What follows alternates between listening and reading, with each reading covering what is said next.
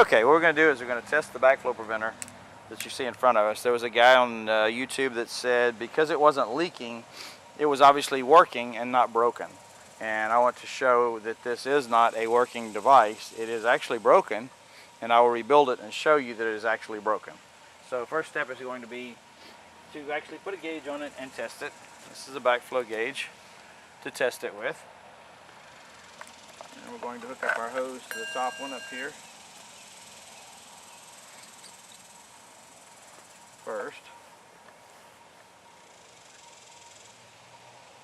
And open the gauge. Alright. We're going to close this off right here. This is incoming water. And we're going to bleed this off until the bell opens at the top. When the bell opens at the top, that means that's the opening of the atmospheric vacuum breaker. And we didn't hear it open. Okay.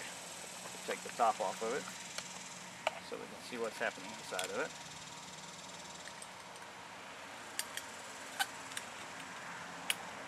Should take the top off of it in the first place anyway, but I forgot. And apparently it did open because there's water coming out of it. Okay.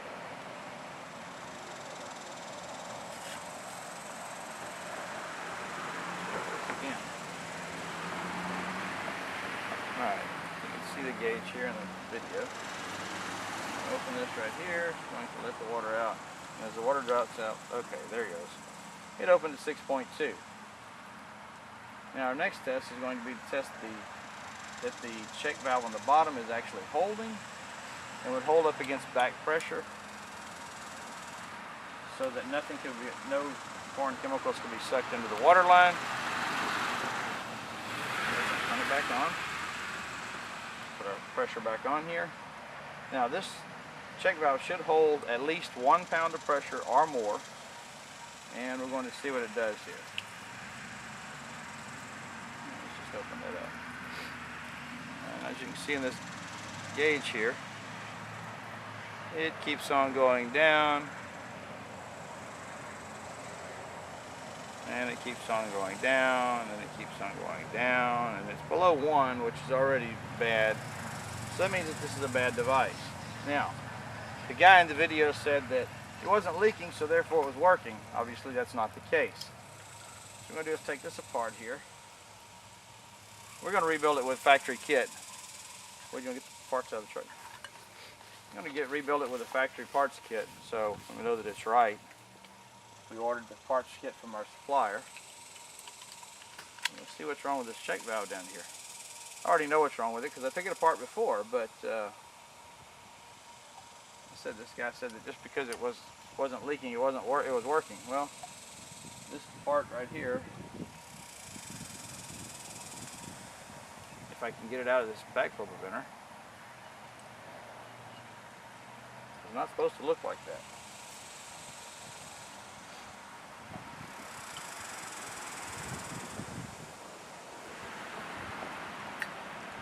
These two pieces should be one piece so that it stays together. It's broken. You can see right there, it's broken in two. Broken into two pieces. Therefore, this backflow preventer is not working properly.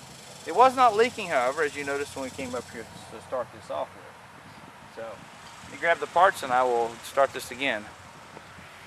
Okay, as you can see, these are Febco parts.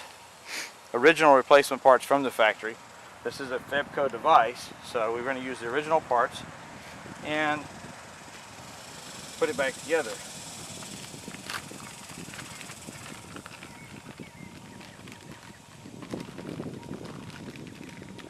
And you can see here, this is what it's supposed to look like. That's what that part's supposed to look like. It's not supposed to be in two pieces, as this one is. So, it goes like that. This is the guide that makes it go up and down in there correctly. That's together.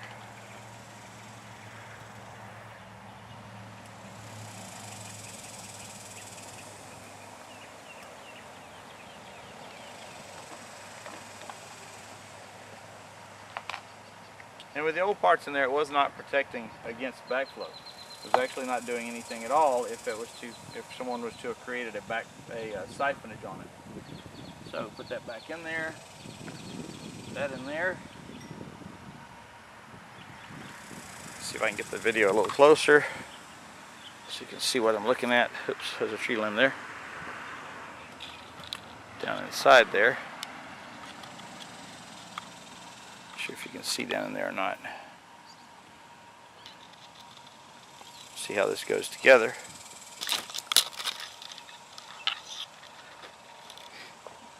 The spring goes in after the backflow. That part goes in. The seat goes in, or the washer. And this goes in here. Gets hooked underneath. Like that.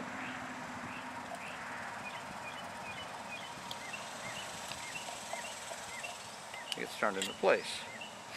This O-ring gets changed.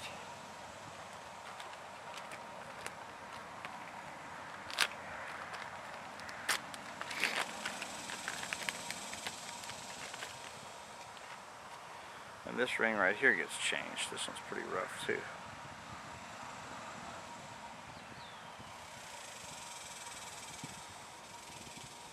Well, if I can get it out of there, it gets changed.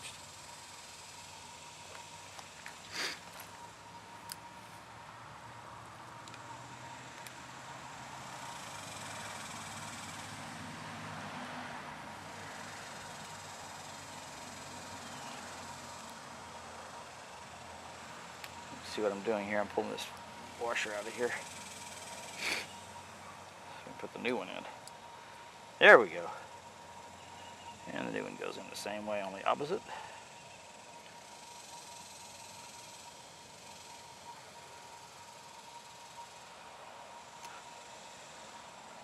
It's a little easier to put back than it was to take out. Now, since this kit was a full, complete rubber rebuild kit, it comes with a new disc for the check valve too, which we don't need because we changed the entire check valve because the check valve was bad.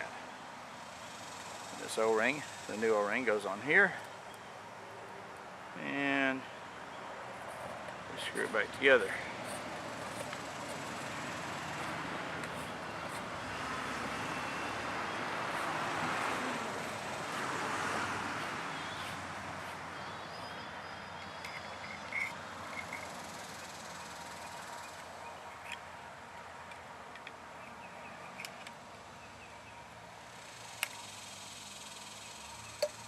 Doesn't have to be super tight.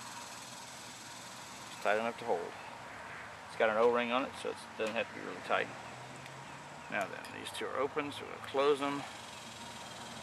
We're going to test it again. Let's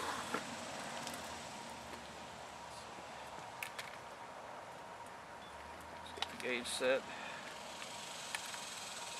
And we don't have to test this again, but we're going to, just to be on the safe side. But we know that this is already functioning because we tested it before and it worked. Had a little bit of technical difficulty there. Okay, now watch this. When it drops, that's when we want to mark it. 3.2. Alright, we're good there.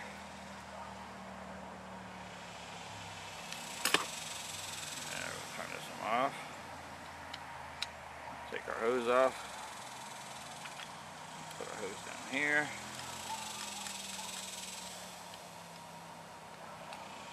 Turn the water back on. Okay, gauge on to get it full of water. Turn it off. And we're going to bleed off with this top one right here.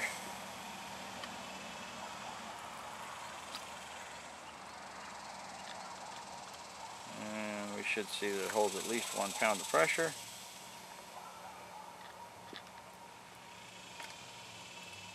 And it's holding